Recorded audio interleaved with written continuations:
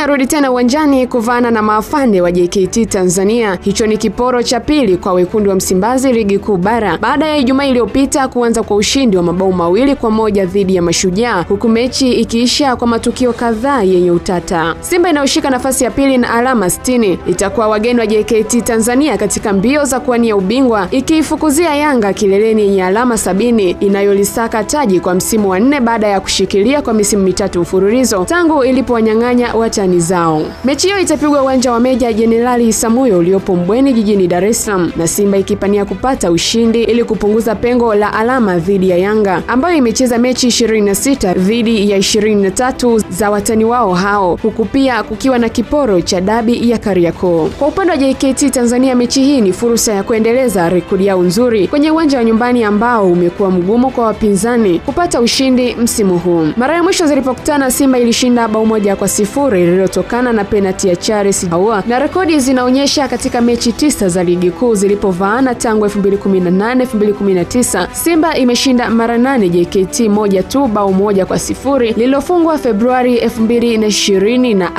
Adam. Mechi ya leo itakuwa ya pressure kwa timu zote licha ya kila moja kuwa na malengo tofauti. Simba ikitaka kuzima kelele za wadau, imekuwa ikibebwa na waamuzi kwa kutafuta ushindi safi mbele ya maafande hao wanaoshika nafasi ya 6 wakiwa na alama 32 kupitia mechi 26. JKT ni timu ya 5 inayoruhusu mabao machache ikifungwa 24, ikiwa nyuma ya Simba ikifungwa mabao 9, Yanga 10, Azam 17 na Singida Black Stars 21, lakini ikiwa ndio timu kinara kwa kutoa sare nyingine 11 hadi sasa, ingawa inaangushwa na safu ya ushambuliaji iliyofunga mabao 24 kama yaliyoruhusiwa na mabeki. Mechi hiyo ni fursa nyingine kwa nyota wa Simba Ahoua aliyekosa mchezo uliopita Steven Mkwara na Teba kuboresha akaunti zao za mabao, wakimfukuzia Clement Mzize wa Yanga anayeongoza orodha akiwa na mabao 13. Sasa nini cha kutegemea juu ya mchezo huu? Je, ni maafande hawa JKT Tanzania watakaoweza kuchukua alama 3 ama ni mnyama Simba ambaye atachukua maamuzi magumu ya kuchukua alama hizo? Na mimi hapa ni binti wa Isaac.